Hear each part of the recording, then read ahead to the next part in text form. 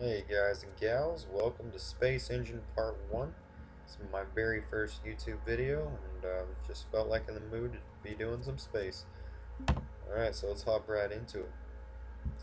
Space is just something I've been really interested in doing and going over. Heck, maybe I'll do something with a job when I get older having to do with space. That would be awesome. But for now, kind of want to go over just our solar system and the basics. This will kind of prepare us for the other parts that I'm going to do in the future.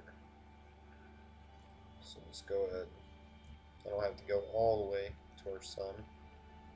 I accidentally clicked G. It makes me go to it very slowly. But it's all good. Okay, so our sun, starting here. This is a yellow dwarf. Spectrum.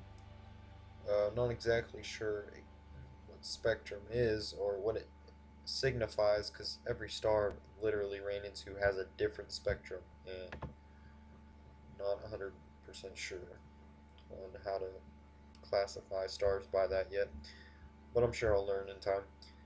Um, Distance doesn't really matter because that just means how far I am from the object. 2.25 AU. Yeah. Diameter. Keep this in mind. 1.3 million kilometers, which equals 1D. 1D in all the stars. That it'll compare all the stars to ours. So remember, our sun is 1D. And if I just go off and click a random star, like say that one right there. Um, oh yeah, I forgot. I have to actually be in that solar system. So let's not do that yet. But you'll see in the later videos that we'll start talking about that more later on diameter, on stars. Alright, so mass, you've got 1m. Not exactly sure what the M stands for. I mean, I would assume mass, but I'm not entirely sure. So, apparent magnitude negative 24.99. So that like the further I go out, the bigger that number gets apparently. And the closer I get, the smaller it gets. So I'm not 100% sure what that is, but it's almost like opposite distance, except I'm not even sure. If you guys know what that is, let me know down in the comments. Same thing for absolute mag, because I have no idea about these two here. Okay, so luminosity 1. Also, yeah, you can classify stars by their brightness, the luminosity. It's 1 for our sun, so we'll check other stars out later on that as well. About 10,000 degrees Fahrenheit, and its apparent size. So from the distance I'm at right now, about 5 AU, you would need a telescope of about that magnitude to see it pretty good. I guess that's basically what apparent size is. Like how big it is from where you're at, basically. Yeah. And then rotation period, 25.38 days. So I'm not exactly sure how that works with stars, but stars rotate too, I guess. Axial tilts, age, very old.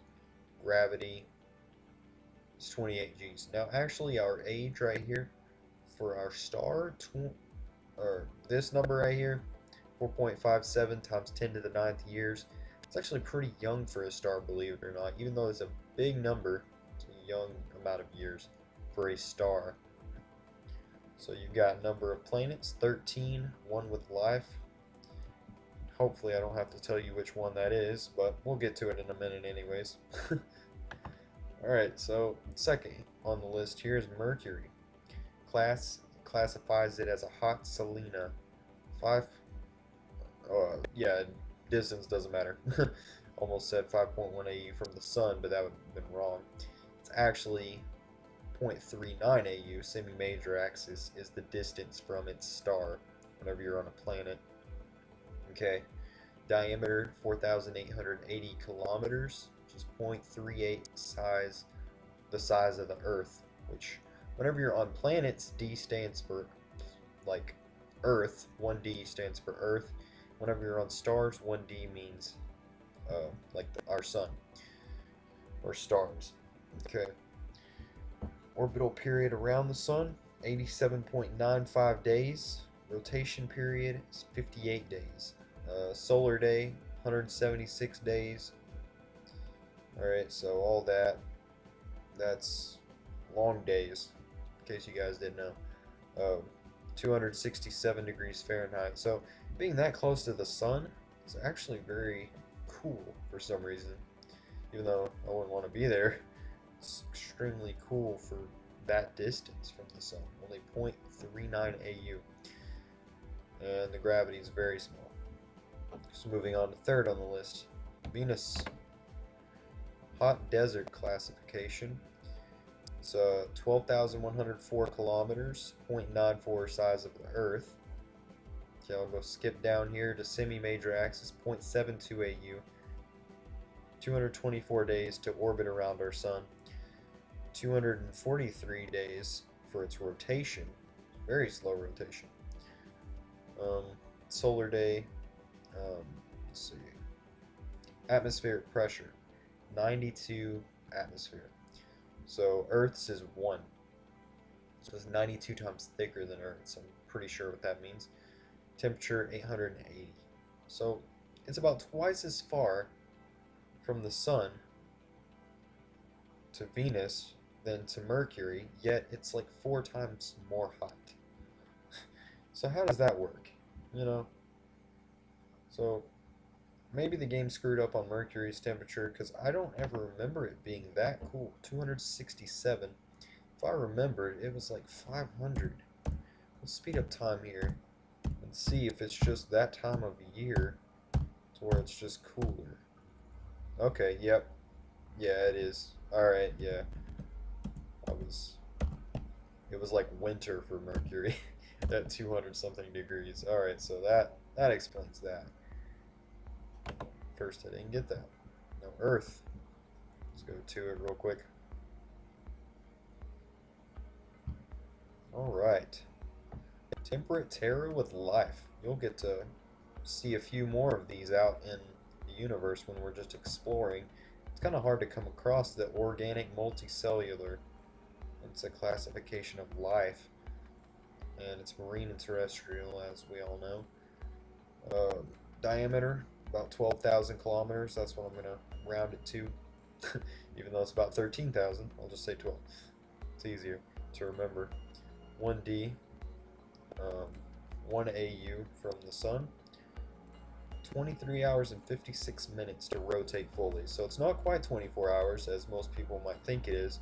It's 23 hours and 56 minutes, which is why we have time changes to get back in the routine of things. Alright, atmospheric pressure is 1 ATM. Temperature, pretty cool. Number of moons, 1. So, we already know a lot about our own planet. So, let's back out here. Let's make this go up. There we go.